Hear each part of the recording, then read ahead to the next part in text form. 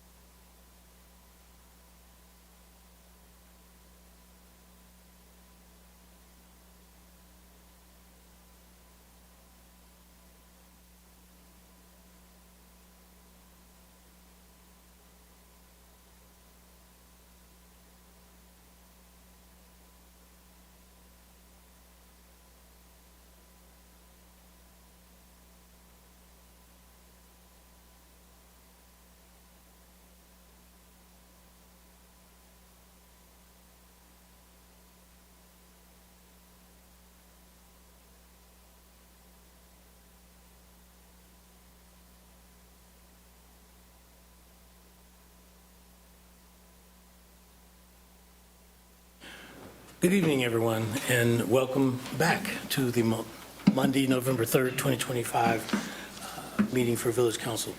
The chair will entertain a motion in a second to leave executive session and come back to our regular session. So moved. All right, all those in favor, let's indicate by saying aye. Aye. All right. All right, so we are back, and we're on track with our regular meeting. So, do we have announcements? I have a few. So I guess first of all, I wondered, Johnny or Chief, do you want to talk about the Pack the Cruiser? Yeah, do I have to get up or can I? Yeah, November 8th? Perfect. Yes, November 8th. So there's actually at least 2 confirmed dates right now, possibly a third in the works. But Pack the Cruiser is just one of the handful of initiatives that the community outreach team, Danny and Florence, are both working on to help combat some increased need for dealing with food insecurity in the village, considering what we are anticipated to be dealing with over the next month, maybe even longer. So this weekend at the farmers market, you will find Danny and Florence accepting food donations. They'll have the what's referred to as the cotton candy cruiser out there open and accepting non-perishable goods.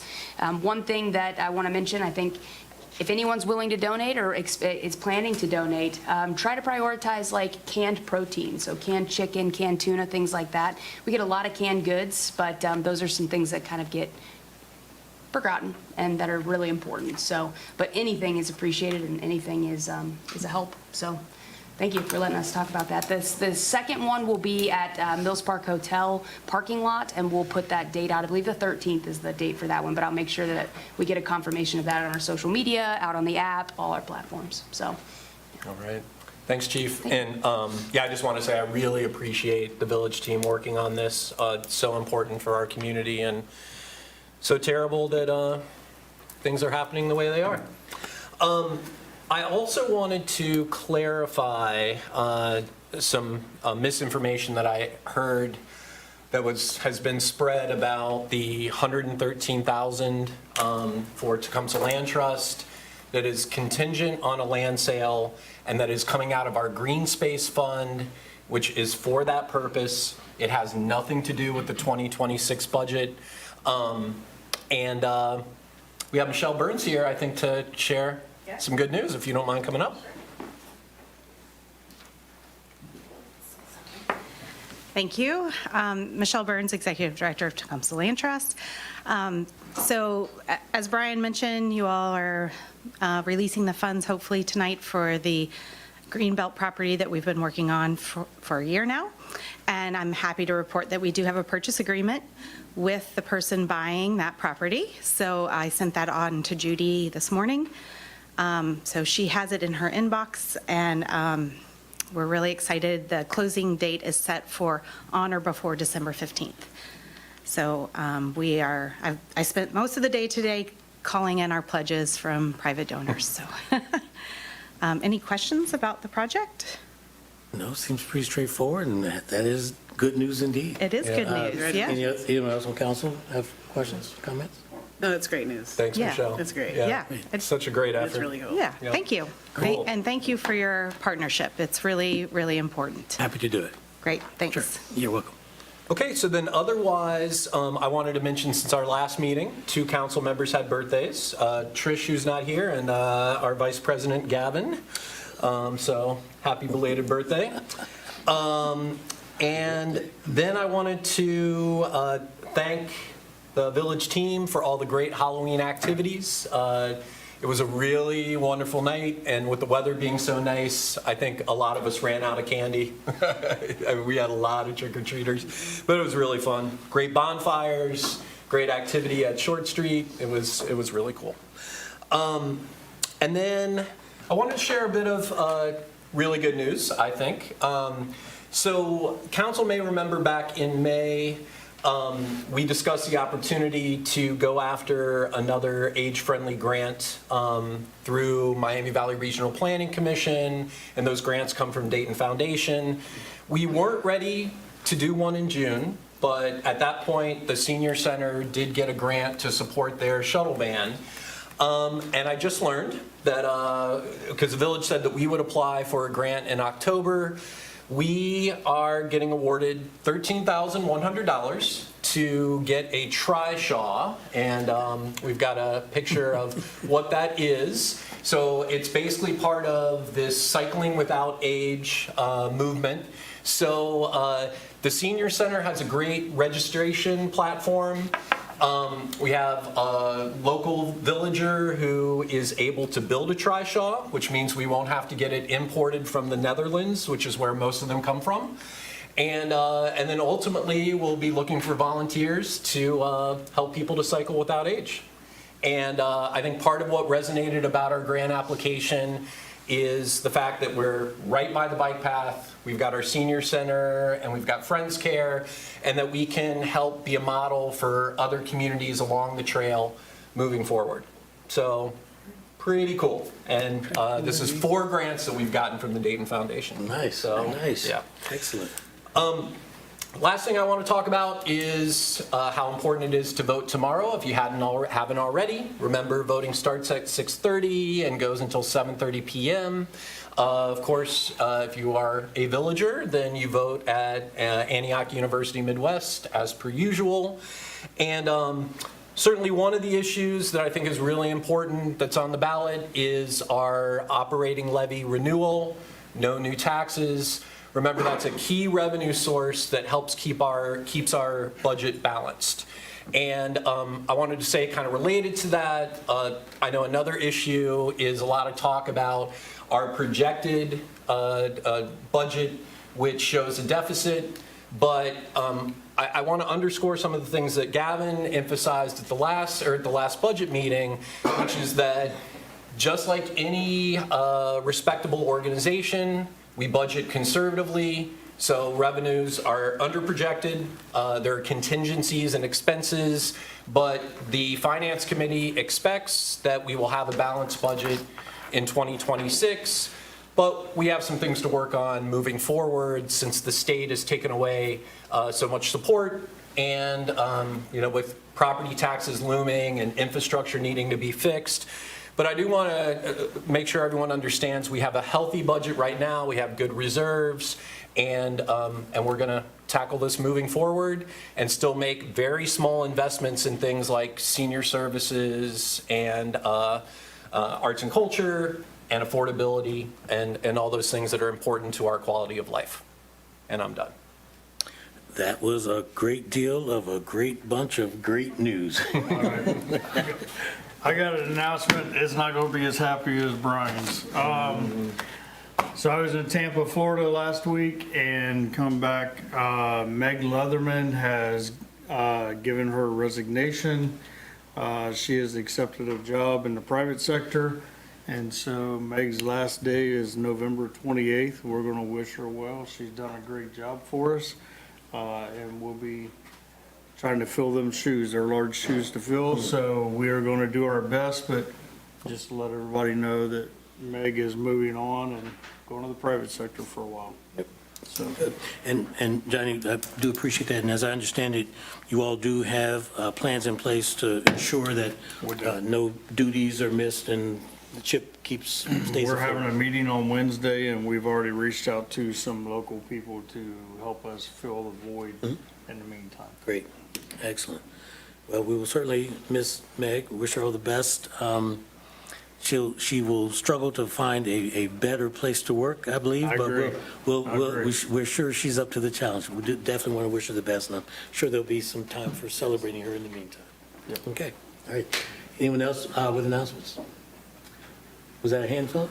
Look, I didn't know if you were waving to somebody else. Come on up.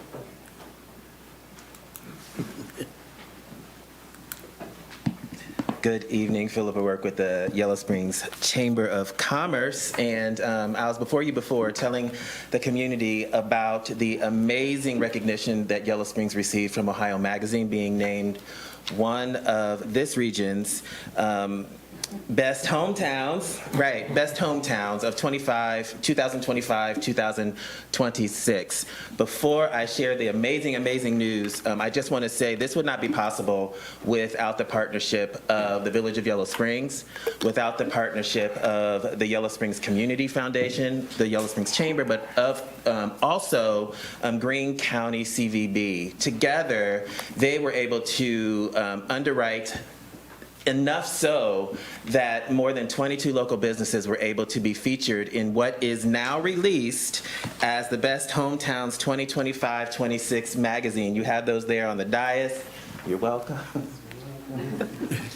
But this is an amazing feature. We have the front cover, the inside cover. We have the back cover, the inside back cover. There's a whole spread. In addition, there's an article written with quotes from Mayor Pam and Moore about just what makes Yellow Springs unique.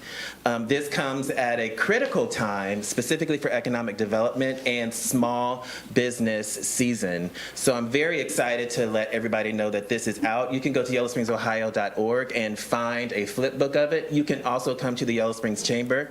There are limited quantities available, and we want to make sure that we put these in the hands of the villagers and the community members and supporters who want them. Those that have been featured in the magazine should have already received their copy. If they haven't, please see me. But again, I just want to thank the community, and I want to thank our partners for helping us to promote businesses in Yellow Springs and to help promote Yellow Springs as one of the best hometowns in Ohio. Indeed. Good news indeed. Yay, us. All right. So we've got a theme, if you haven't noticed, all good news. If you remember The Wiz, don't nobody bring me no bad news. But thank you again for everyone for your participation, for that input. It's very exciting. All righty, now we're to the consent agenda. We have 2 items in the consent agenda. Our work session from October 20th, as well as our October 20th, 2025 regular meeting. Chair will entertain a motion to approve the minutes of the October 20th, 2025 special work session. So moved. Second. All in favor, please indicate by saying aye. Aye. Any opposed, same sign. Hearing none, that motion is passed. Also, the minutes of the regular meeting for October 20th, 2025. I'll entertain a chair motion and a second, please. So moved. Second? All those in favor, please indicate by saying aye. Aye. Any opposed, same sign. All right, hearing none, that motion too has passed. Now we are to review the agendas, where we take a look at the agenda and see if there's anything that we would strongly advocate for adding to the agenda, and certainly anything that we feel needs to be pulled off of the agenda. It's my understanding that the first piece of legislation, the emergency reading of ordinance 2025-24, needs to be considered for removal. Amy, did you want to speak to that? Sure, that's the smoke shop moratorium, and the, once that moratorium is passed by council, and I do think you'll see it again at some point in the near future, it puts a bit of a work burden on staff to immediately start investigating certain issues and drafting new changes to the code. And in light of what Johnny has announced with Meg Leatherman's departure, we're going to ask council to pull that tonight and kick that can down the road a little bit so that we can get a clear understanding of how that will work from a staffing perspective. And we should do that by a motion and second and vote. Yes, and what I'm flipping through here is I was looking for the swearing in for Johnny as clerk. So, That is an excellent point, Kevin. so just real quick, if I'm hearing correctly, I'm making a motion to remove the moratorium. Ordinance from- 2025-24. That. I will second. Can I? Yes. I want to get an idea of how far kicking the can down the road in this town, what is that, like how far are we kicking the can? I would say probably until at least January. That would be, we got to get somebody back in here to be able to pick up the ball and start running.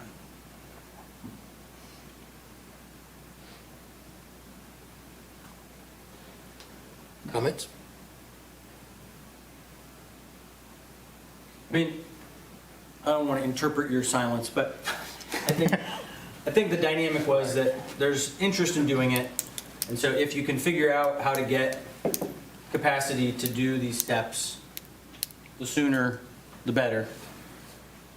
Acknowledging that we have new capacity concerns that have Yes. come up that impact what we're doing or able to do. Understanding that I just walked back in the door this morning at 7 o'clock, and literally, we have not even had a chance to talk about this. So me saying January is probably premature, but we do have an urgency to get it done, but we got to make sure that we have the staff to be able to devote to get it done. So, That sounds prudent so. to me. All right. And then otherwise, we have a nomination for the Environmental Commission that we'd like to, I'm sorry. We got to vote on that. oh, sorry. Brian, the motion and a second's on the table for the removal of the ordinance. Yep. I would ask Johnny to do a voice vote, but he's not the clerk yet. So Would you like, I can take a roll call vote if you like. please do. Okay, sure. Hausch, Yes. Brown, No. DeVore Leonard, Yes. Stokes? Yes. Okay, thank you, Amy. Now, the oath of office for Deputy Clerk of Council. Would you like to stand, young man? Sure. Should I be prepared to hand you a lapel? I don't need another pen. All righty. Thank you for raising your right hand, and please repeat after me. I solemnly swear I solemnly swear that I will support the Constitution that I will support the Constitution and will obey the laws of the United States and will obey the laws of the United States and of the state of Ohio, and of the state of Ohio. that I will in all respects I will in all respects observe the provisions of the Charter reserve the provisions of the Charter and ordinances of the Village of Yellow and Springs, the ordinances of the Village of Yellow Springs, and will faithfully discharge the duties and will faithfully discharge the duties of the office of Deputy Clerk of of the Council. office of Deputy Clerk of Council. Congratulations. You are Deputy Clerk of Council until further notice.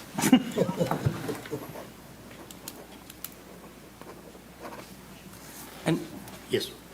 it's okay, it's worth noting, this is just sort of a formality in that when the clerk is not at a meeting, we have to have a clerk at a meeting. So this is just, right, I mean, that's okay to say, right? That's it. Okay. This is, nothing else? That's it. Checking boxes. making Johnny is sure- not getting I'm not another taking no job. more. He's got enough jobs. Third, Plenty of fourth, or jobs. fifth job. Already. All right, can we add that nomination to new business? Sure. Clerk, would you please make note of Sure. that? So that'll be, you said, did I hear new business? Yep. Okay. Alrighty. Okay. And then do we need to do the excusal thing? Oh, thanks. I'm sorry.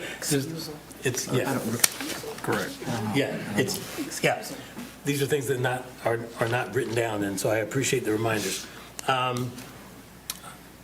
So, we're here, but our colleague Trish is absent, and just again, from a paperwork housekeeping perspective, the chair will entertain a motion and second to excuse Trish's absence this evening. So moved.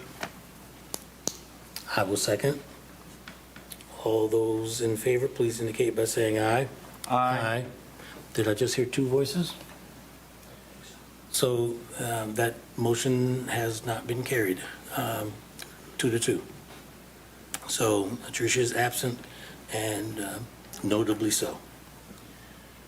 All righty. Petitions and communications. Gavin, if you would, please.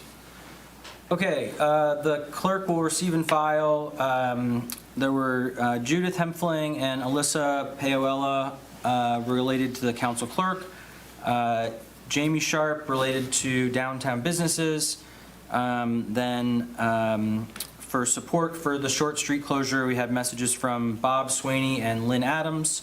In opposition to the short street closure, Marsha Walgren, and then the Narcan training flyer at Antioch University. That's everything. Okay, great. Thank you very much. Now, as we move into public hearings and legislation, there is one piece of legislation left on the agenda. That is Resolution 2025-56. Do I have a volunteer to read that by I title will be only? happy to read that. Thank you. Resolution 2025-56, a resolution authorizing the release of grant funds in the amount of $113,000 from the Green Space Fund to Tecumseh Land Trust for the purpose of conserving farmland located outside the village urban service boundary. I get a motion and a second to discuss? So moved. Second? All right. Michelle, you've already spoken. Feel free to come again if you want. Johnny, Amy, if there's anything else. I can just tell you that I am in receipt of what Michelle sent to Judy this morning. So I've got it printed out, and I will get that over to Michelle, Okay. so we can get things moving. Okay, all right. So things are moving as they should? Okay. Any other discussion? All right. All those in favor of approving this legislation, please indicate by saying aye. Aye. Any opposed, same sign? All right, hearing none, that motion is passed. Thanks very much. We're now down to citizen concerns. This is the part of the meeting where anyone in the audience is allowed to come up to the microphone, identify yourself by name and your relationship to the village. And, of course, we got the 3-minute timer. We do ask that you do share unique comments. In other words, don't say something exactly as someone else said. And there is no required expectation that you would receive an answer to any questions or a response to your comments from council. So please be advised that you should not be anticipating that. So, do we have any citizen concerns? And Can I wait, just a second, please. Yes, go Yeah, ahead. just the last time, I think, because in general, we take comments about items that are on the agenda in old business, in citizen concerns. The last time when we did the Short Street stuff, we took comments at the point we were having that discussion.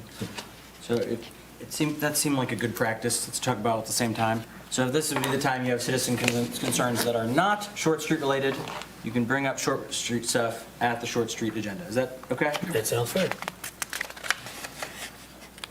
On that note, yes. My name's Mitzi Miller. I'm a resident of Yellow Springs for over 30 years. I did contact Judy and asked her for additional time in reading because I am dyslexic, so I'm asking that occur.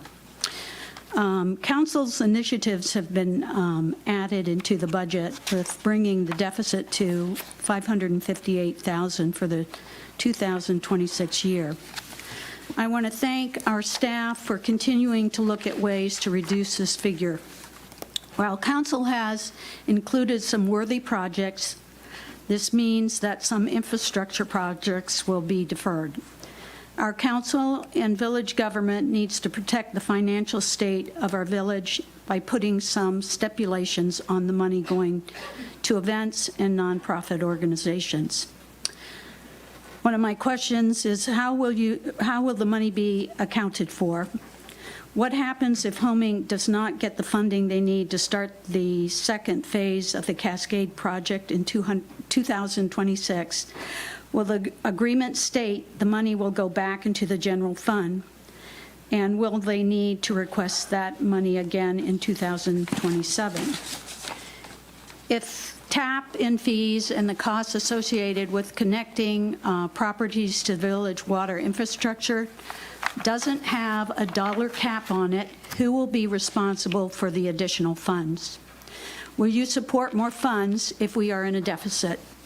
While council's role is to establish policy and decide how money will be raised and spent for the whole community, you also have a responsibility to put safeguards in place to protect our community and our village money. Our village has a history of supporting these kinds of projects, which made sense when we had the funds. Times are changing, and our village infrastructure needs to come first.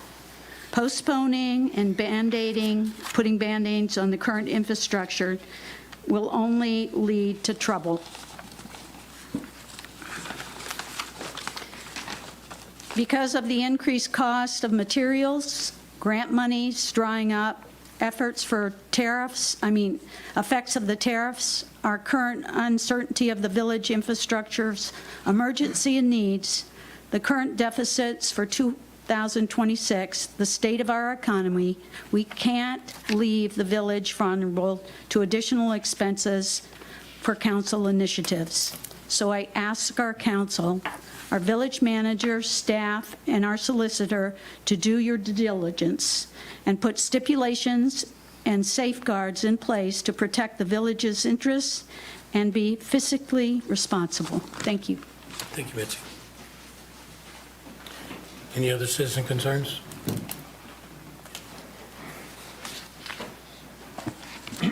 Hi, Dino Palata. By the way, I'm vexed. There's a question that's been asked many times. I sat at the work session 2 weeks ago regarding TIFs and the CRAs, and I saw how you guys couldn't come up with a conclusion to get to making a decision.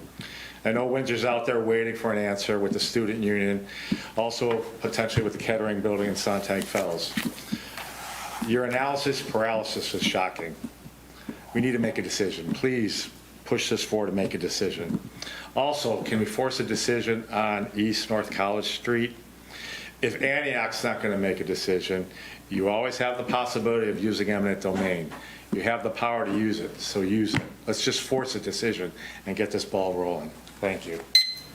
Thank you, Dean. Any additional citizen concerns?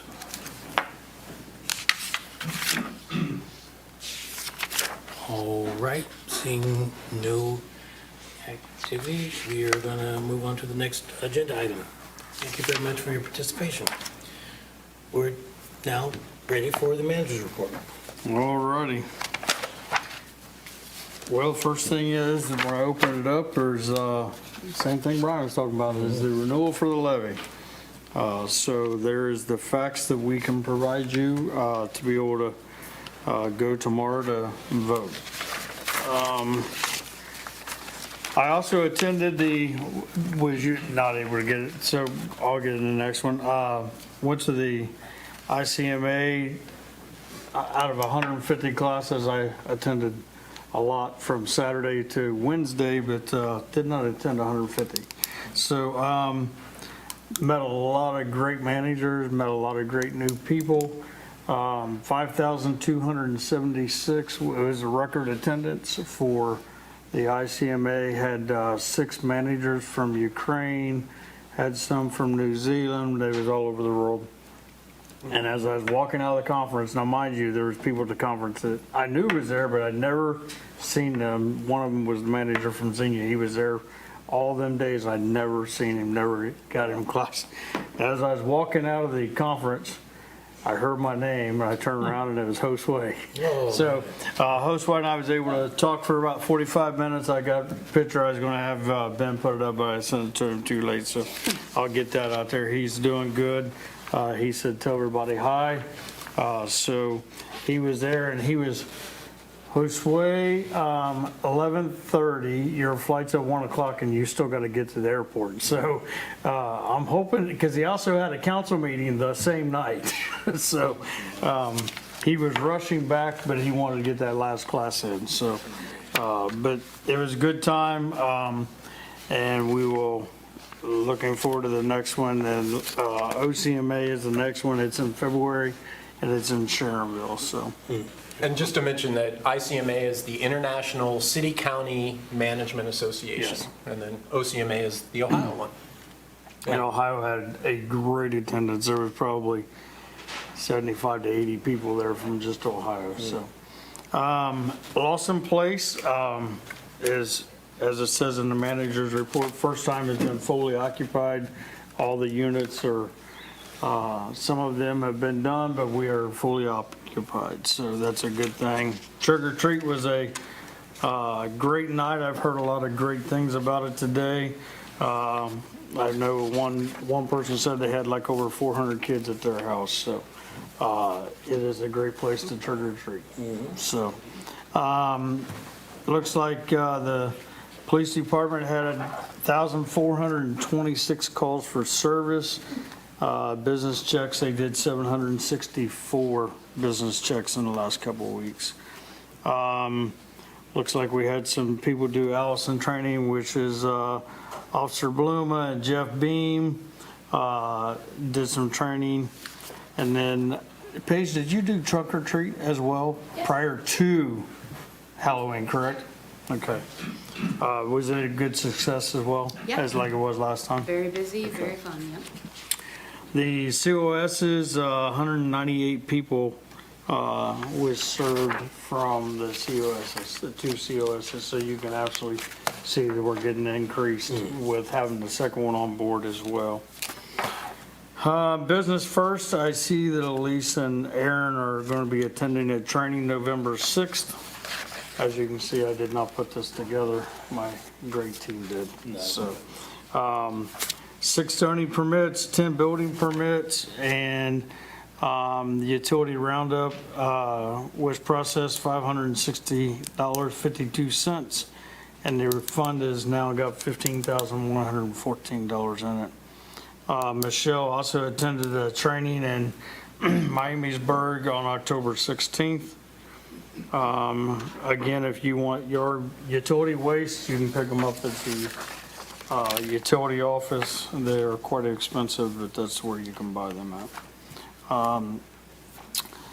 We did receive permission from the Glens to be able to drill our 2 monitoring wells, and we're finishing up the surveying and all that. So they was able to get those in, working with Moody to get that done. And let's see, Mills Lawn, they repaired a hydrant at Mills Lawn, installed new large water meters. And I want to point out that as you can see, the new hydrants are just not new. They've now got it to where they're taking the tops off, replacing them, and then they're taking the old one back and they're completely sandblasting it, painting it so they can go right back out. So they're not doing it on site no more. They're actually changing them out and putting them in a closed environment to be able to control it a lot better. Was that mainly because of overspray? Was it? Yeah, overspray, plus it's a lot to try to get done. They was trying to work in a small little paint tent, and so this where they have a setup at the shop, they're able to just get in there in a controlled environment. Okay. We did replace a couple of LED lights on Walnut Street and at the playground for Mills Lawn. It was pretty dark in the evening times over there at the main entrance, so the guys took care of that. Angel looks like he's almost done with the tree trimming for this year. And there was a boil advisory for the meter change out at Lawson Place. They got that taken care of.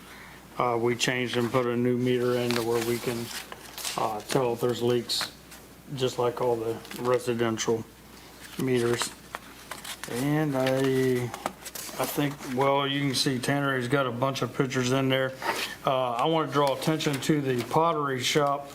They did a fantastic job with that new art on the side there with the new penguins.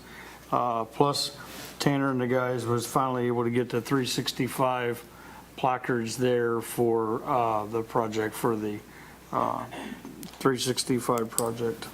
And then their yellow curb painting by Speedway was taking place.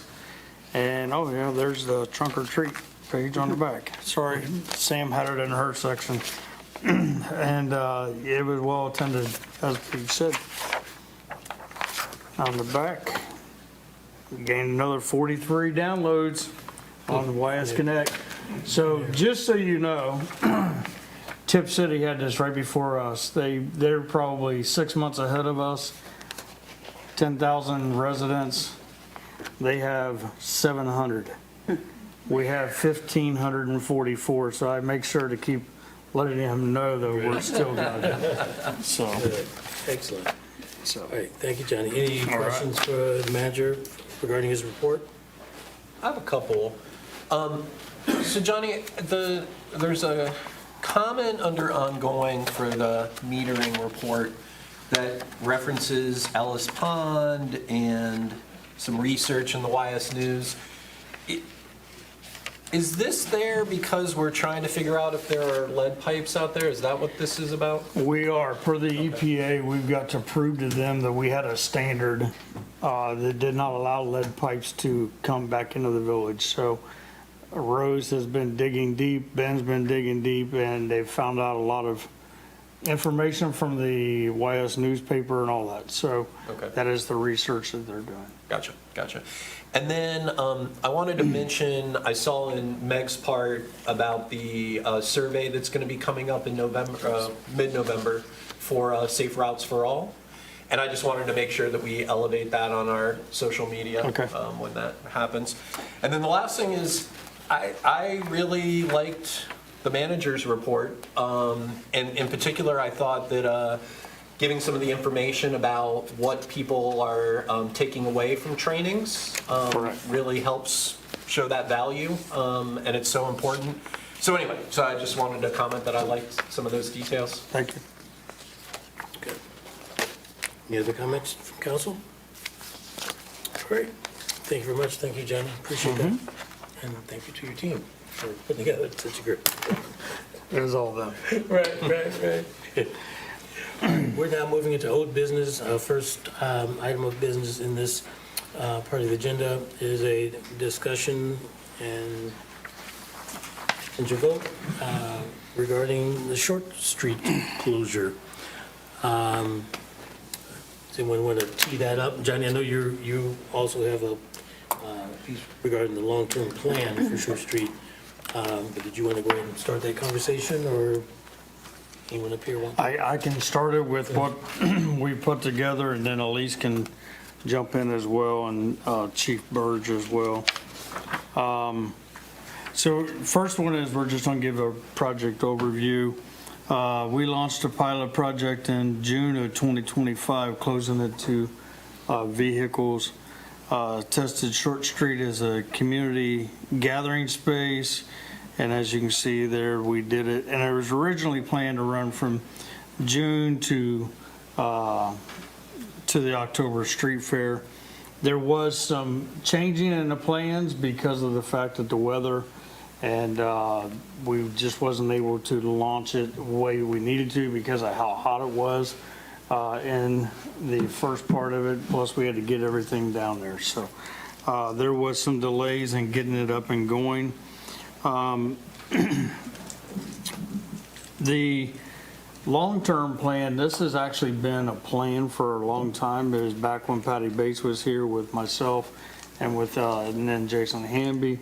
We took it to Patty. She was part of the original Active Transportation Committee, and she was able to get that put in a plan per staff's recommendation and a plan to be able to do it.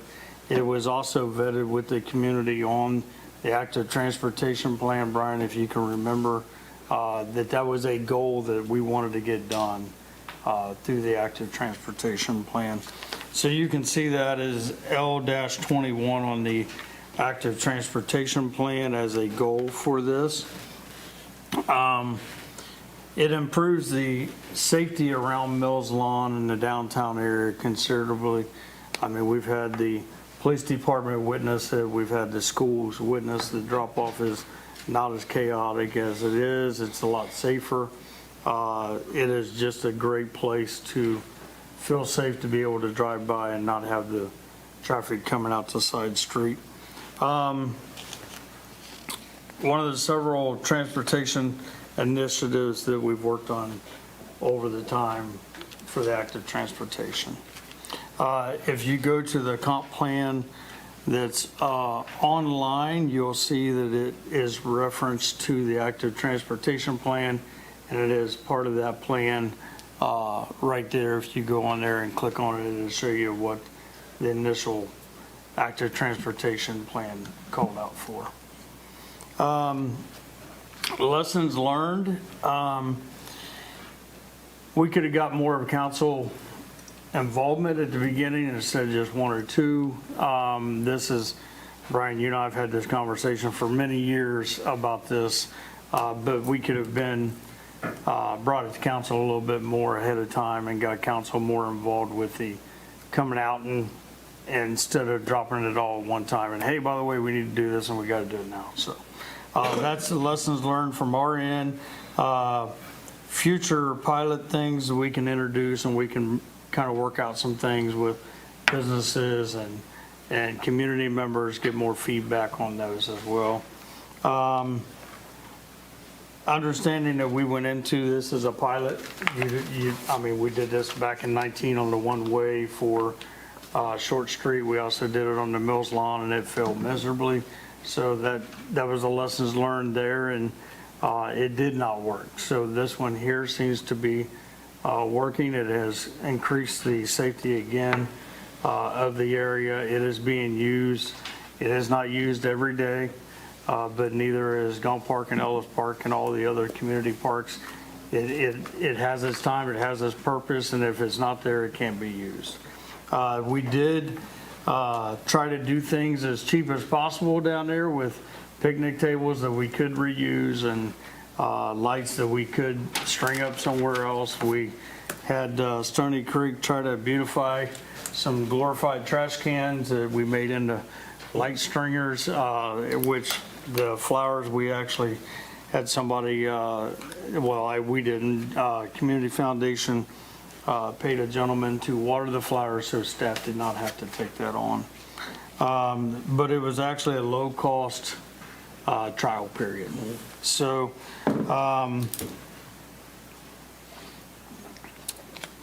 again, we could have done better messaging.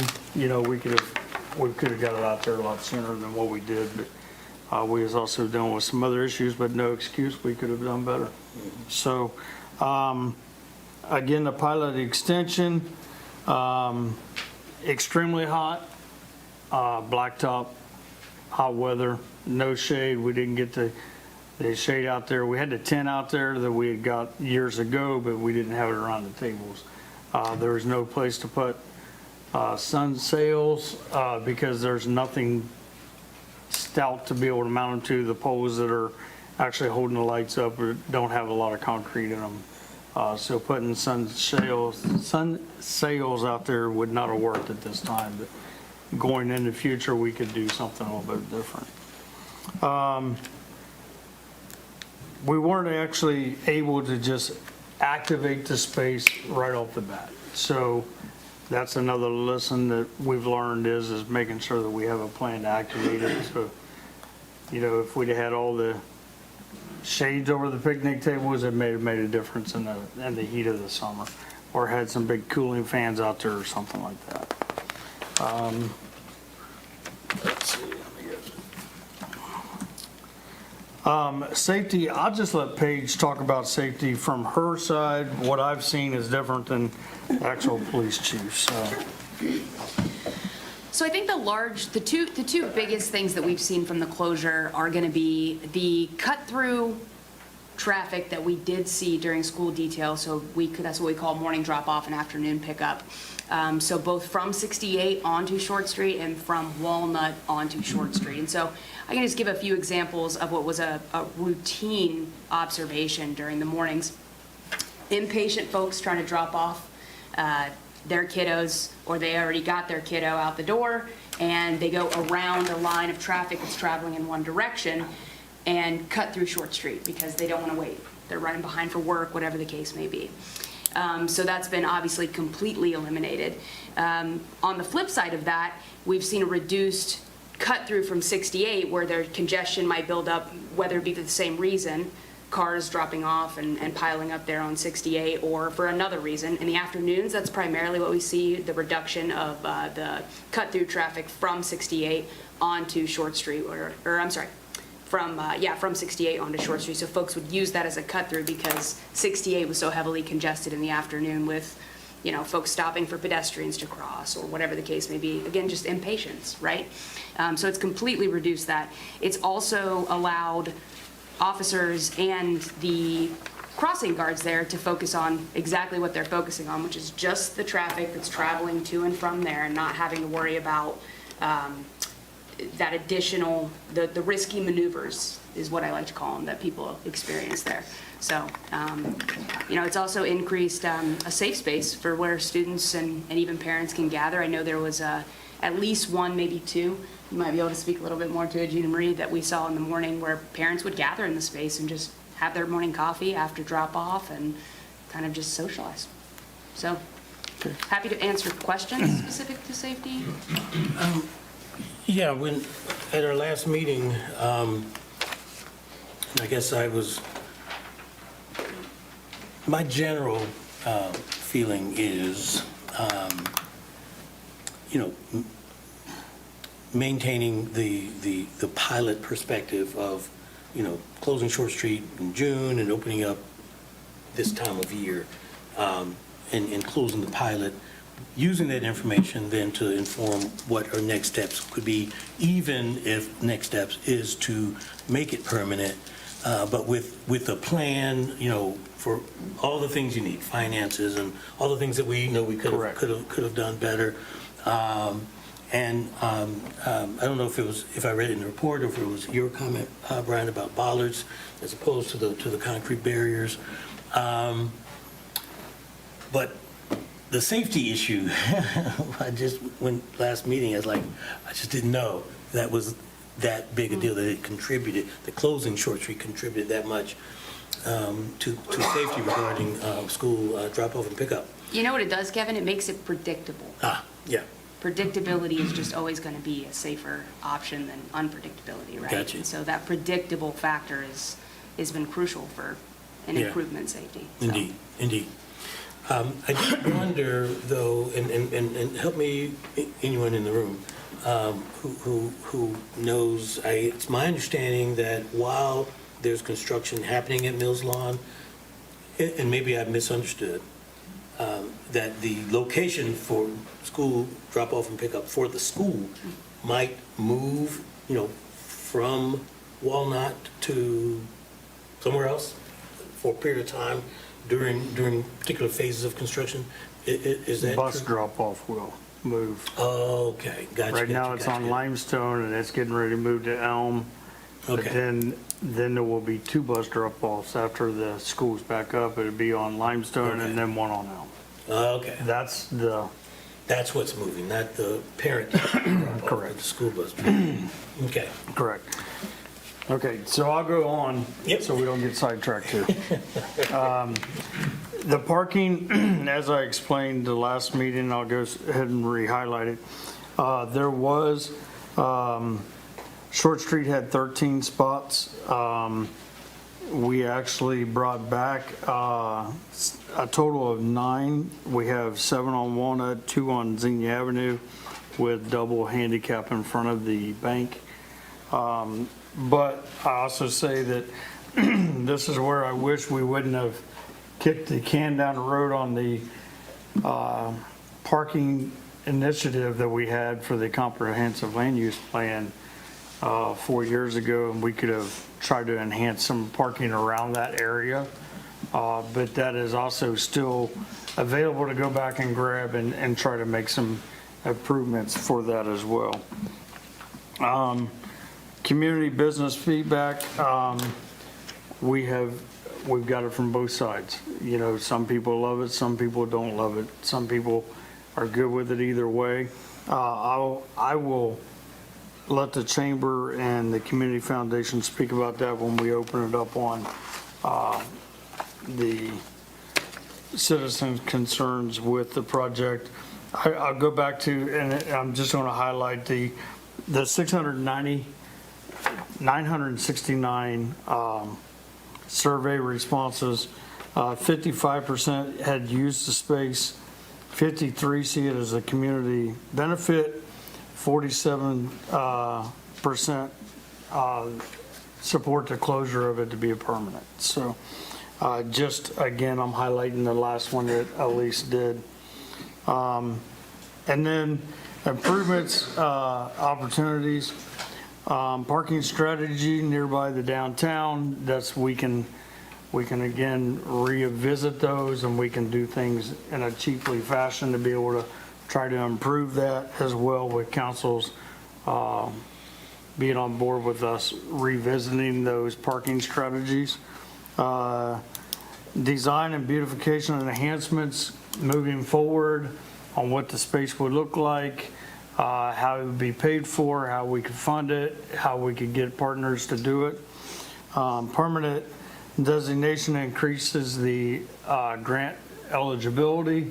That is what kind of stopped us on the restrooms. They're not willing to do it as a temporary pilot project, but if it was a permanent, they would be supportive of helping with some grant funding to go towards the restrooms. And there's also more grants to look at for a permanent space versus a temporary space. If we have a plan to move forward, we can look for different style grants to be able to help with beautification and downtown and it opens up a lot more possibilities. And then recommendations. So recommendation, staff is recommendation, maintain the current community space as is, as it currently exists. Do not reopen the street with safety and school drop-offs being a concern. We would like to come back with, leave it closed, come back in first meeting in February to present you with some cost, some possibilities of what it would look like as a permanent place or a not permanent place, just a short time in the summer. But I will say that that becomes more of a challenge because, like Paige says, predictability. Is it closed this week? Not closed this week? Is it closed tonight? Nope, we have an event tonight. So I'm recommending that we come back in February with a plan and see how council feels about it and move towards permanent closure.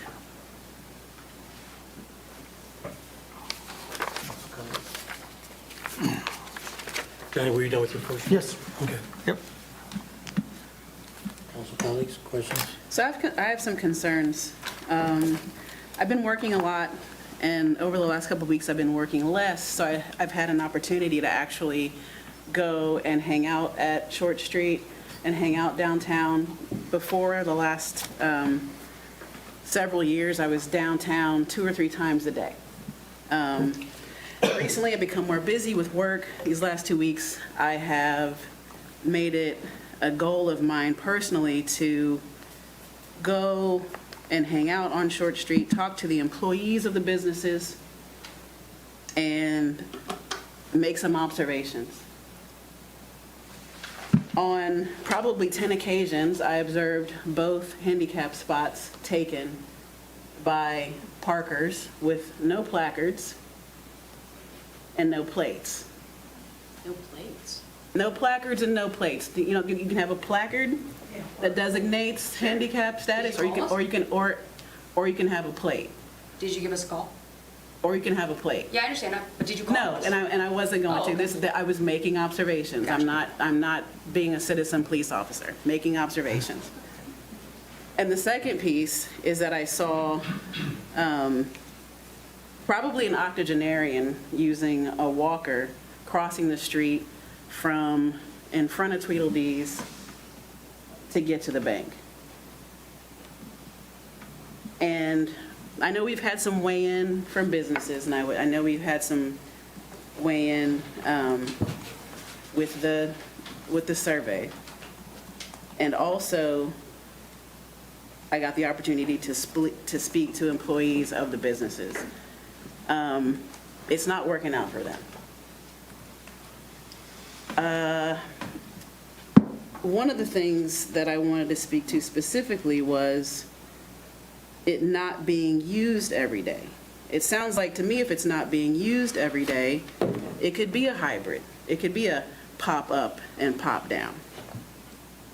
And with planning, we will know when it's closed and when it's open.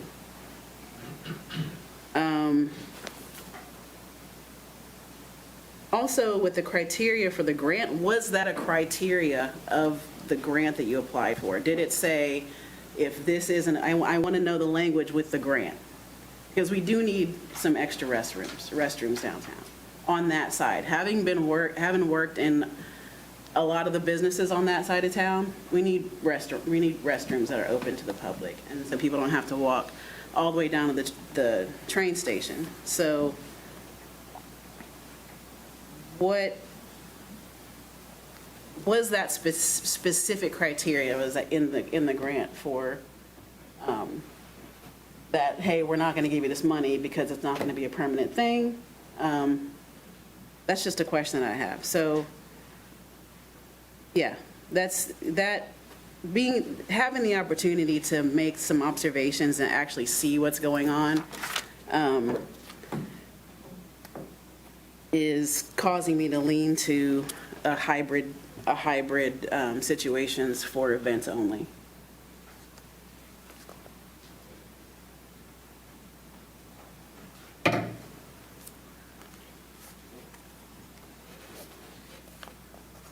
Good. No, I'm okay. I mean, Okay. I'd be interested in hearing if there's citizen comments. And then I don't know if you have answers to any things you want to respond to, but yeah, I'd be interested in hearing citizen comment personally. And then you alluded to the community foundation where they. Yeah, they can speak, I mean, if they want to. You want to go ahead and open up? Yep. All right, let's go ahead and open up. It's not really a formal hearing, but we'll open up the meeting for public comments. Same rules apply for citizen concerns. Hi, Dorothy Bouquet, a villager. I'm going to be wearing several hats tonight. So as a parent of 2 elementary age students, one with a developmental disability and one who is on safety patrol, I have some input here. When it's more predictable, it is easier to coach our most vulnerable students on how to navigate traffic situations, right? My kiddo needs explicit instruction on safe and active transportation. When I know that there isn't as much cross traffic, it's easier to give rules about like, if this happened, this is what you do. If this happened, this is what you do. Like this simplifies, and this is a great training ground for students that need more explicit instructions. And then from the perspective of my kiddo that is on the safety patrol, I could tell that it's been easier to do traffic control, and we're talking about 10 to 12 years old here. It's been easier to do traffic control with the new design that incentivize rushed drivers to go elsewhere. I've seen this year's safety patrol developing new traffic management strategies, which involves the use of 6-7. Don't ask me, but it's a thing that they're doing, okay? That's the new word. Okay, so now as the school board member that is on the active transportation, I want to make sure that the village council is aware that the student population at Mills Lawn is going to get younger. We're going to have pre-K students that are going to come onto these sites, and our older students, the ones that have been doing safety patrol, they're going to be going to the other side. So I have no idea what safety patrol is going to look like when the 5th and 6th graders are gone, but what I know is that we're going to have younger students that are at Mills Lawn. And their sense of traffic awareness will be lower, of course. And also, those kids are going to be smaller and more susceptible to not being seen by drivers. So whatever helps with reducing rushed traffic is incredibly valuable on that specific corner and place of Mills Lawn. Okay. Then the last hat I'm going to be wearing is, as someone that has been lucky to grow in a pedestrian communities, I have seen pedestrian zones like this being the opportunity for more art, for more civic engagement, for activism. I've seen those places becoming the beating heart of a community with music and other events that have been gathering not only the villagers, but also tourists, but also the villagers into that space. So those were my thoughts here. Thank you. Thank you. We're still open for public comments. And I'm going to stand just out of my own personal comfort. Hello, I'm Stephanie Pierce. I am a village resident. I first want to say thank you to Carmen for going to check out the space and see what's really going on. That's what I would hope that a lot more people would do before they declare what they think should be done. Another question I have, and I guess, doesn't have to be answered, is how much money has been spent on this, quote, pilot program, and will continue to be spent, and who is in charge of approving that type of thing? I find that kind of interesting. On the screen that was up earlier that had the plan from 2019 highlighted up there, there was also a line item, a few lines underneath that, that had a plan for raising the crosswalk for the school. And so it's just something else that I noticed that, the ball is dropped on that. If the school safety is the priority, then there's been plenty of opportunities to take action, and obviously brainstorming that has been done or plans that have been made that were not followed through with. And if the police are noticing that this has been going on for years, that I would think that enforcement with these violations or this risky practice, I would be curious to know why the police are not ticketing people or stopping people that are behaving this way, and why that's been allowed to go on for so many years. My kids don't go there anymore, but I do know that that's just always been what's gone on there, and why maybe the schools haven't changed their route. Why it has to be something so extreme that affects the rest of the village, if we're just talking about a crosswalk for kids. I feel like there's many other ways to address that issue for that. And just point out the reminder that not just the 14 spaces, there's those 6 spaces for the bank that are also gone. There's no handicap access downtown that is off of the busy road, the highway of 68 for unloading a wheelchair or things like that. Those have been taken away, and now someone is expected to, unload a wheelchair or whatever, they are using to help them get around right there on 68. That just, you often have to wait to even open your door to get in your car on the road for that. So just want to point out these things I think that maybe aren't being talked about.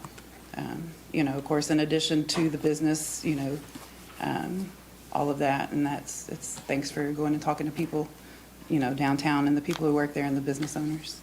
So that's all.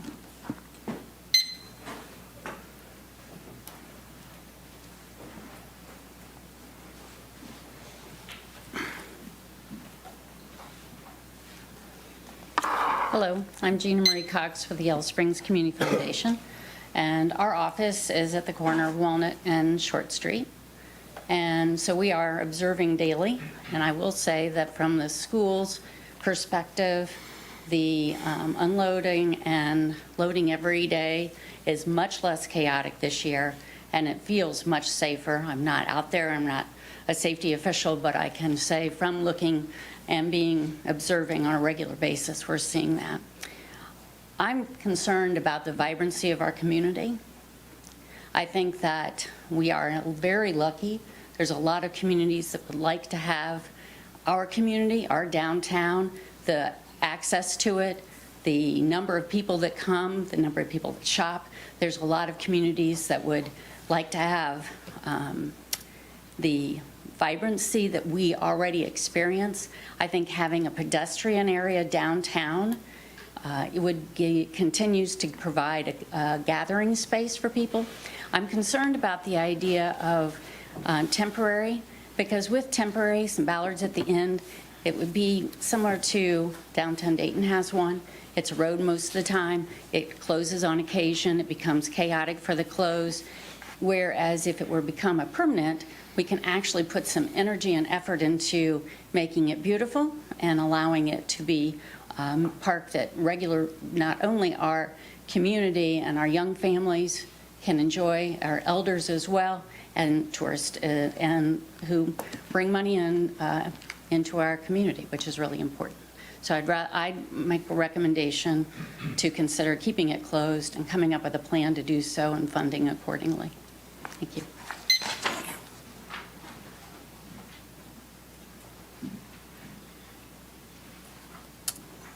Meeting still open. Thank you. Hi, Gino Pilata again. I would watch the three of you guys, gentlemen, when you're trying to make a decision, and God bless Carmen for just being patient, watching what was going on 2 weeks ago. You guys flip-flopped and flip-flopped and flip-flopped on making a decision on Short Street. I think Matt Kurt said it best. You made a promise to open after the fall street fair, but then we had the Halloween party. That's over, and we still don't have a plan. Therefore, since we don't have a plan, open it up now. I went to the DBA site, that's Downtown Business Association, and I asked our downtown businesses to respond to what they wanted done with Short Street. And in 48 hours, 12 of them responded, 12 of our downtown businesses responded, and they wanted it open immediately. The reasoning was 60 to 70% of their revenue for the year happens now for the holiday season. Again, your analysis paralysis and the flip-flopping is not benefiting anyone. We just need a decision to open it up now, since you don't have a plan in place to run with. It was tough to watch, the lack of decision-making. I remember I was watching from home on TV. It was just tough to watch that we couldn't get to a decision, at least get into a direction. It was frustrating, to say the least. What I'm asking for is open Short Street now. Please start listening to the businesses. We need it open until you guys have a plan. Thank you.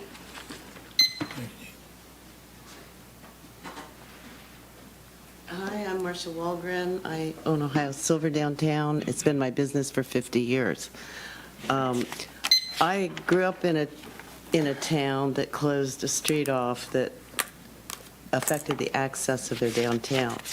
They no longer have a downtown. It is all corporate businesses and apartments now. I think we could have a gathering space somewhere else. I don't think it has to be there. I know people want it. The town I was born in also cut off their downtown in a similar fashion that affected the businesses.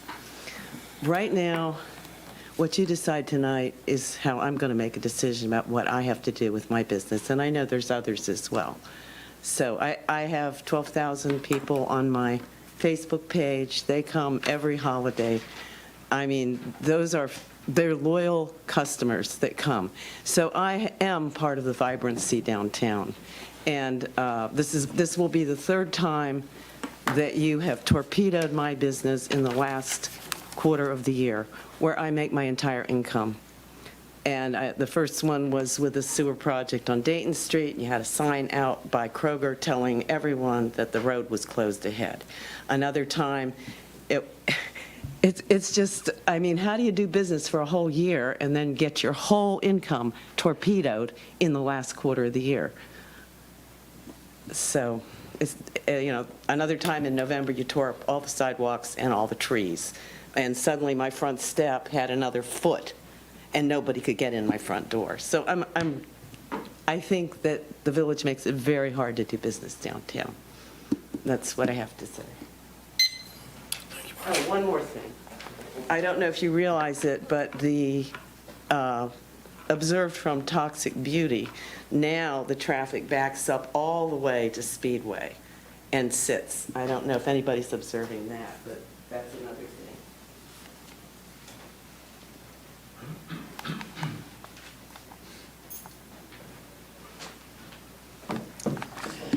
Philip O'Rourke, Yellow Springs Chamber of Commerce. Excuse me. The Yellow Springs Chamber of Commerce put out a final feedback. I don't want to call it a survey, but I wanted to hear feedback. Since the onset of this project, in person, as well as email, as well as text, as well as messenger, downtown businesses have been offered the opportunity to be engaged. Many of them have taken that opportunity to be engaged, and I just want to level set some of the stats and put some perspective here, because I find that if we don't look at what the facts are, we can be very swayed by what we think they might be. So from this feedback survey, 48% were downtown people, 23.8% were businesses they identified as near the business district, 22.6% identified as outside of the business district, but still in Yellow Springs, and 3.2% identified as outside of Yellow Springs. This pool comes from business owners who are also members of the chamber. So it's not just chamber members, it's people who do business plus people who are not chamber members that are downtown. Overall business responses on closure to Short Street, I want to show for permanent closure, people who said we want it permanently closed was 41.9%. 32.3% were interested in some sort of temporary closure. Not enough information came up, as well as undecided. Carmen you made some excellent points. Some of the points that I want to highlight here is there's a difference between I don't like it and is this a good idea. One of the piece of the feedback that I hear often from downtown businesses as well as the community, it was in the survey that was given by Johnny, was that what's it going to look like? If this is it, then what? I don't have enough information to make this decision. So one of the things that I hope that we look at is what is the impact of this space on the economics of this community? When we hear the feedback, are we hearing the feedback of the total experience of downtown businesses? We are sensitive to the individual experience of the outliers that their businesses may be going under, and that is sensitive as well. But this is something that will change the economic trajectory for Yellow Springs as we see it. I do believe that most people, even when some of the things that Carmen, that you were pointing out, most of these things are addressed in here are some challenges. How do we move forward from here? That's where the safety came from. That's where is that me? Go on. Oh, that's where the safety concerns came from. That's where a lot of the information came from Tom's parking lot. That's another safety issue. It's not about how many people go through there, but is it safe? That's where accessibility comes from US Bank. It's not about closing the street or not closing the street. It's like, hey, we want to approve this project. However, we still need to access our space. I want to make sure that downtown businesses are heard, and I believe that we heard them in a totality of what people would like. Does everybody enjoy it? Not in its current state. What happens is it takes a lot of faith to say, I envision it this way and I want to support that. One of the things that we want to make sure that we do is give the proper time, give the proper progress, give the proper input, and give the proper opportunity for management and control to say, this is going to be the best option that we have moving forward, and it's because of these criteria. Through this process, we've already seen some of those addressed. And I believe through the feedback here that it is possible. If we look at what the feedback is, people want it, they just need to believe in what it is that they want, and they need to hear some of the things that are coming up to say, has this been addressed? I don't know what the space is going to look like, but one thing that I do know is that when I speak to people, they say, well, I would like it if it didn't look like that.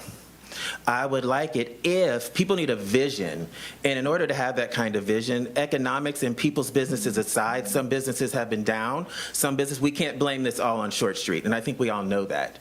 But what does this mean, and how do we partner together, downtown businesses, chamber, management, council? How do we look at this and say, before we disrupt and temporarily take it down, then put it back up, temporarily take it down and put it back up, is this the most viable thing that we can do?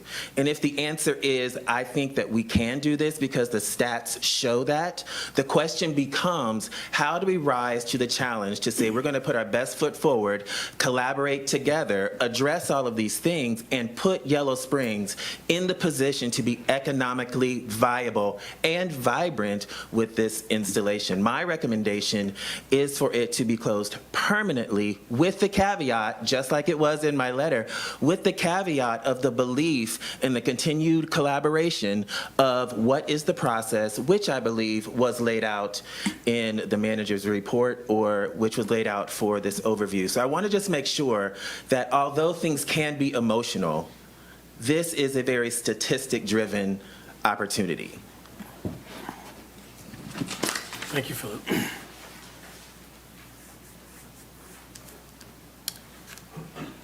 Any other community input?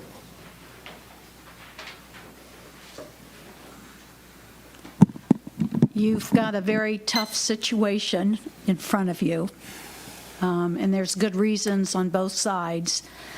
But my fear factor is there a possibility to put if it were to open, is there some way to accommodate the safety issues of the school by putting a sign with a right turn only on Walnut Street as an option? I think you have to consider what the school and parents and staff are saying, but I also am strongly supporting the businesses as well. So, like I said, you've got a tough decision ahead of you as to the direction you're going to go.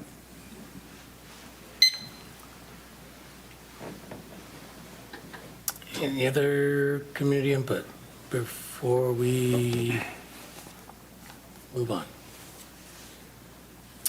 Going once, going twice? All right, we're going to close the public portion of this discussion. Council and staff, any other input? And Johnny, I'd like for you to sort of summarize, if you could, please, what if you do have a summary of what the potential possibilities are. I mean, the things that Mitzi was just considering or offering. If we were to open it until we have a plan for closing it permanently, wonder, Chief Burgess, to you too, if while we opened it for a period, if Short Street were one way from Xenia Avenue to Walnut with right turn only onto Walnut, I hope I'm not complicating things, but does that sound viable?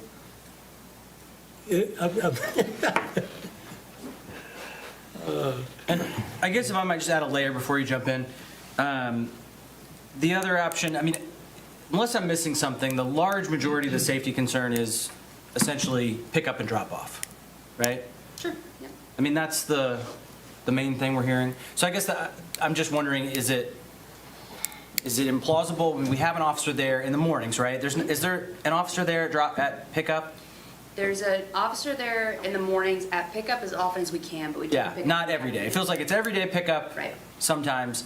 So anyway, I guess I'm wondering, like, could we just put a couple cones out on the way in for those 15, whatever it is, 30 minutes a day where there's the most in and out? So that this is a follow-up of like wanting to address the safety question, but wondering how challenging does this have to be? So I don't mean to sound facetious, but have you ever actually been downtown during an event where there's perhaps signage or cones or what have you directing people to do one thing or the other? Sure, yeah. Sure.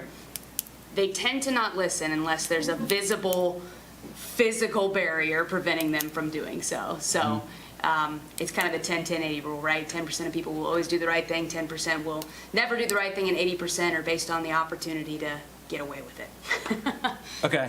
So like the idea of having, one of the barricades that has the, sort of triangles at the end and just rotating it out twice a day, that sounds like you think you're going to end up with lots of problems with that. Yes. Okay. I just go back to the predictability point, which was going to be my answer to your question. Predictable is better and safer. I have a question. Is the, Can you come up to the microphone? is the pickup and drop-off going to be redesigned with the renovation of the school?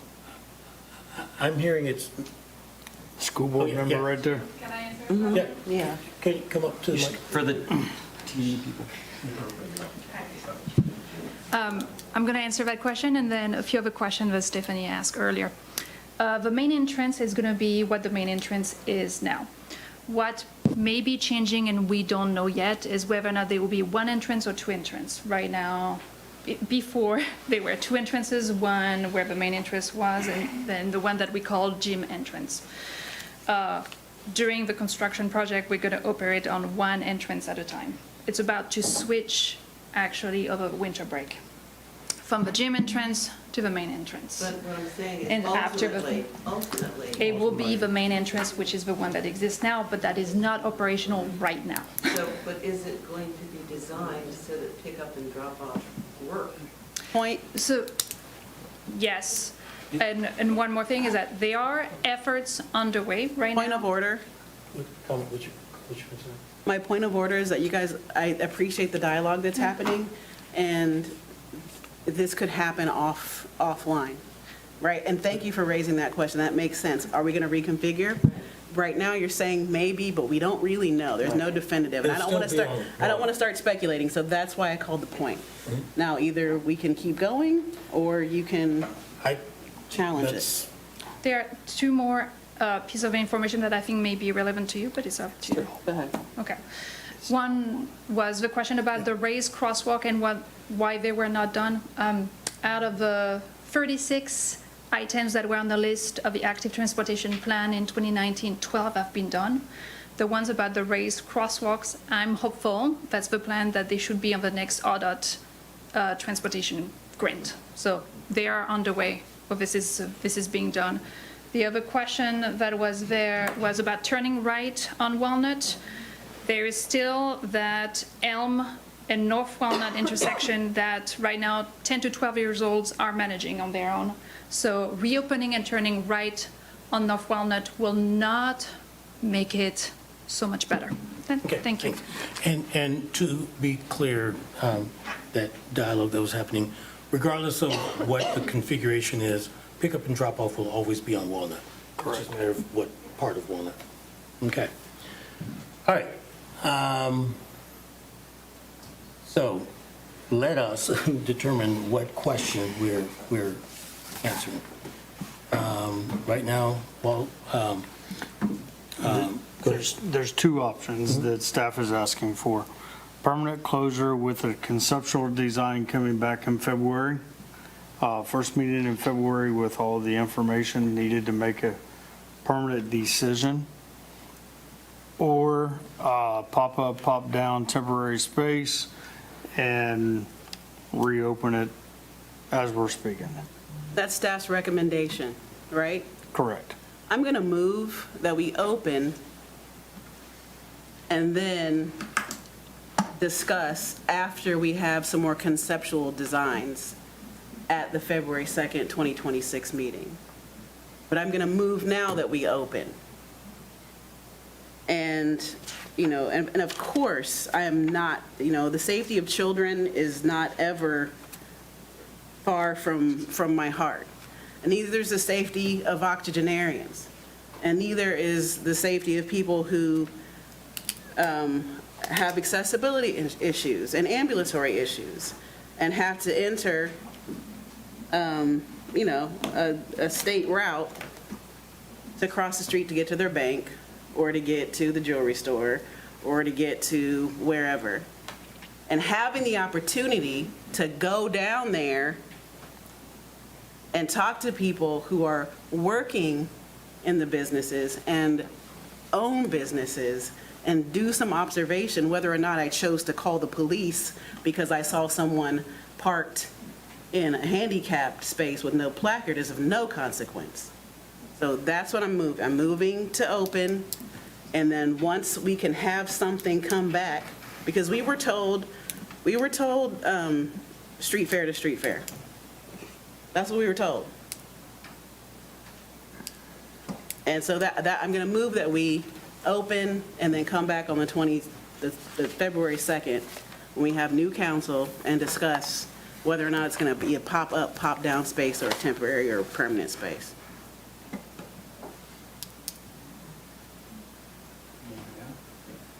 Well, there's a motion. Yeah, I was asking if you wanted to respond. If you hadn't weighed in much yet, I didn't know if you had any perspective.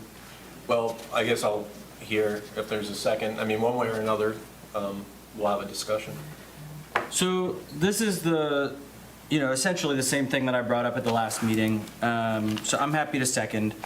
The dynamic that I guess I want folks to know, and Mitzi, I appreciate you saying this is really hard. You look at the data, it's like, you're going to make a bunch of people upset one way or the other. What I've tried to be clear about is I'm really interested in this project. I'd really like to see it happen. I haven't heard anybody who's adamantly or not even notably on the council saying we don't want to see it happen. I don't want to speak for others. I'll speak for myself and just say, I'd like to see this happen. I just really want to see a plan of how it's going to happen. That's all. I'd like to know how we're going to approach it. And I think we can come up with that, and I think we can figure this out. I think we have to figure out how to build trust with the community around this. The bottom, the dynamic is that we said we were going to open it and close it. On this timeline, same thing I brought up at the last meeting. So just to be super clear, I would like to see us figure this out. I really want to see us figure out this project. I'm really looking forward to seeing a plan for how to do it. In the meantime, I'm open to the idea of opening the street back up.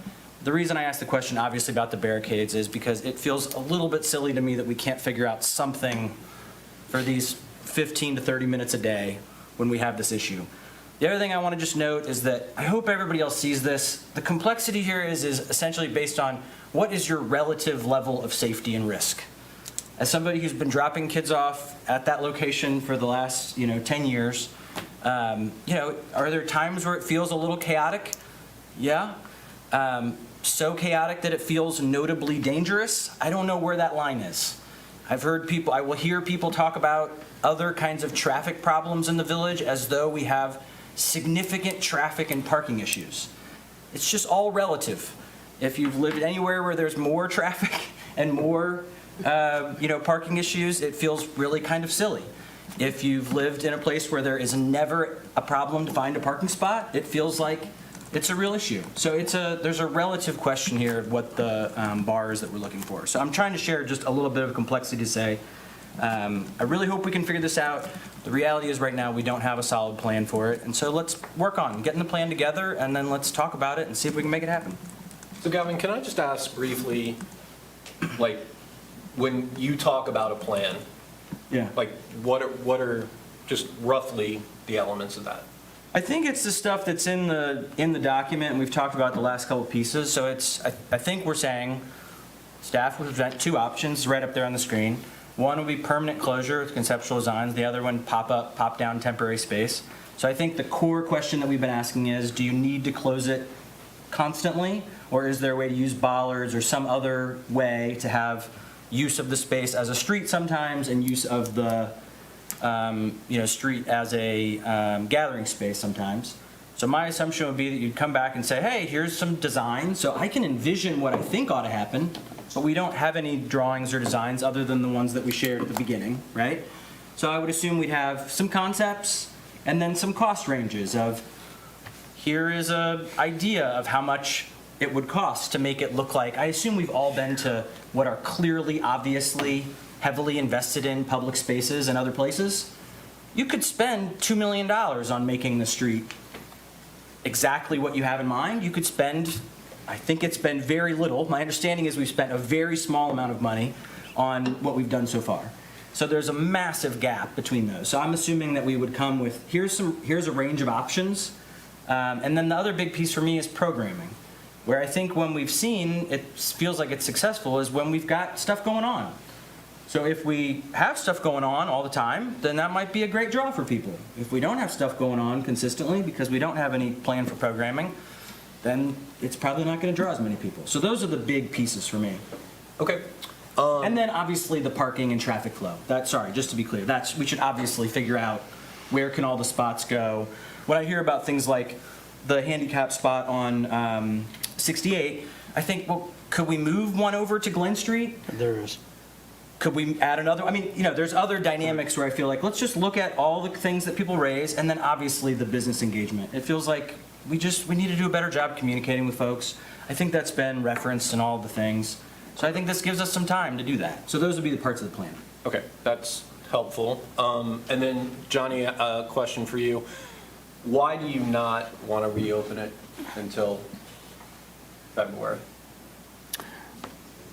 Well, it's going to take a while to take it down. Okay. You know, I mean, we'll get it down.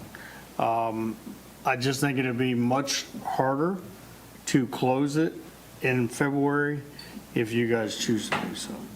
And literally, you know, we can take it down this week, but it would be much harder to open it, get everybody used to it again, where they're used to it now.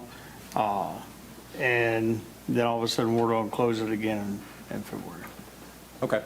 And just to name, there's an elephant in the room too, which is that obviously we have an election tomorrow, and there's no scenario where we're not going to have to address this with a new council. Of course. Right? I mean, no matter whether we say leave it open or leave it closed, we're going to know how people vote tomorrow, and then we're going to have to talk about it again after that. It's coming back. So, I mean, there's no scenario. Everybody here has expressed interest in trying to figure it out, but we're going to have to come back to the next group. There's just no way around it. Okay. So here are my thoughts. First of all, related to a plan, I understand the desire to have it all locked down, what the conceptual design is and whatnot, but in my mind, the decision, if we're voting tonight, is we'll decide what the plan is. I mean, the plan to me is either that we're going to keep it permanently closed or we're going to have a pop-up space with removable bollards, all right?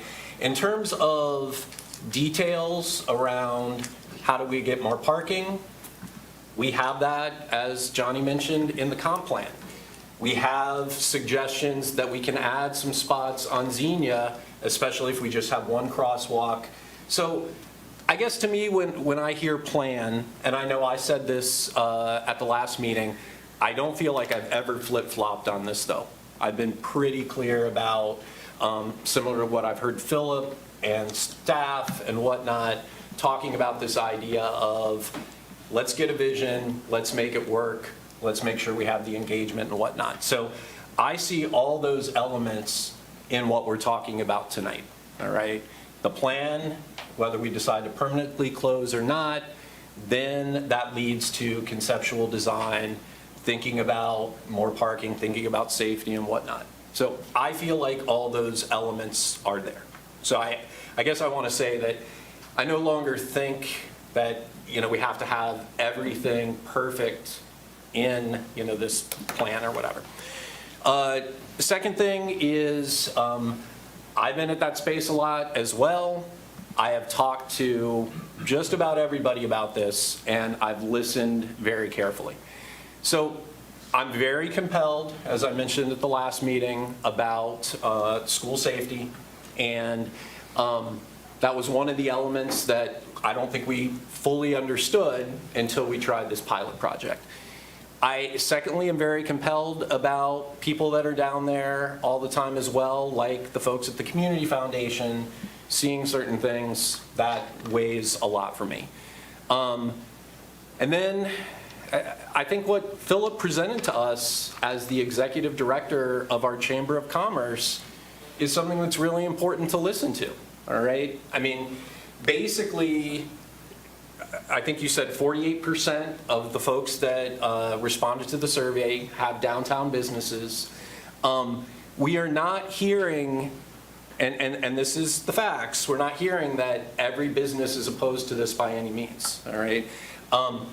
I believe that some businesses have been impacted, and I think that we need to resolve how we change that trajectory.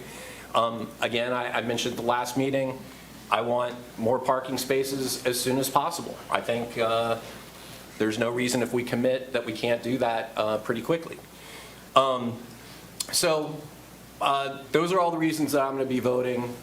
Again, I understand that there's some strong opposition, but when I look at the surveys and I look at it factually and I look at it overall, I think there are a lot of positives. So I'll stop talking for now. Sorry, just so I'm sure, so you're saying that you would intend to vote He didn't. for? Okay, so there was a motion and a second Yeah. And we're discussing. And we're discussing. Yeah. Does anybody else have any more Just want to be discussion? clear, because of what Brian said, I want to be clear about what the motion was. The motion was to go for a pop-up, pop-down, but even that is temporary until a plan to consider permanent No, closure. the motion was to open. Mhm. And then February 2nd, staff will have something that looks like plans, and then we'll discuss it again, because we're going to have to discuss it again with new council. So the motion was to open. We're just dealing right now with Right. open or So- close. Right, so my motion was to open, Gavin seconded. Any other discussion? Council Clerk, if you could do a roll call vote? House, No. Carmen, Brown. Brown, Yes. sorry. DeVore Leonard, Yes. What? I didn't hear the answer. Yeah, that was yes. Yes. Stokes, No. motion fails. Okay. So now we're back, so now we're in a 2-2. So I'm moving. it can stay closed. We don't have Trish. We don't have Gustafson. She don't be here. So that means That means the motion failed. the motion failed. So we have backhandedly decided to leave it closed, and still a plan will come forth. But everybody wants a plan by February 2nd. Well, again, I'll say we have a plan, and we just voted, and now we've got to, like, staff's got to work on all the things that they've got, and that includes having a vision for how the space could look amazing and be a community asset. And part of that plan is that we've got to engage fully with downtown businesses. So then conceptual design and whatnot are the things I think we're looking for on February 2nd, Groundhog's Day. But also like budget and, I mean, right, programming plan. Okay, I'm just making sure we're I saying. mean, but, I'll also say, we've talked about the programming thing, right? We learned. When? When do we? I'm sorry, not, staff has talked about it. They have emphasized that, yes, some mistakes were made about, like, and so we learned from that and we changed it. So. We've talked about the need for a plan for programming, financing it and otherwise, not the actual plan. Right, but it's been referenced that, we don't want to conflict with other activities downtown. So that's not new. We said we would address it. So for the time being, the space will stay closed. Staff has a great deal of work to do to present a compelling argument for the next council, of which I, in particular, will definitely not be a part of. And I don't say that as though I relish it. I've made the decision months ago, and the plan is for the next council, which you all will decide who will sit up here as of January. All right? Thank you, everyone, for your participation. I'm sorry, I just closed my agenda. Thank you all for your participation. And hopefully, after all of that we are clear about what is next. Brian has new business. Oh, Is yeah. it time for new business? Yeah, so Carmen and I met with Ruth Hoff, who many of you may know, amazing community member. One of the things we learned about her is that she was the former sustainability coordinator at Wittenberg University. So she's got some great value to add to the Environmental Commission. Carmen, did you want to say anything else? No, we're just recommending that we're going to nominate her to be on the Environmental Commission. Okay, and I will second that motion. Do we have information about her? I trust. Yeah, unfortunately, it didn't get to the table Right. because of things that happened last week.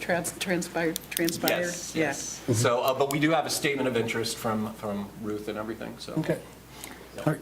And we can send that stuff along. Brown has the nomination, House is second. Everybody in favor? Are all in favor?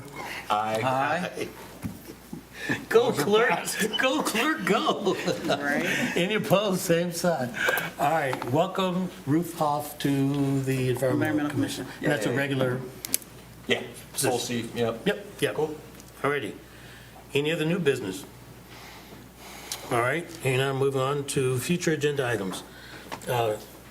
Mr. Clerk, did you capture anything in addition to what we already have documented? February 2nd, we'll be bringing something back, but other than that, there was nothing new. We will check on the timeline for the moratorium, though. Yeah. We'll try to get something next council to That'd be firm great. that up. And then I saw that the conversion therapy is on for December 1st, and I just want to make sure that we keep that on. Okay.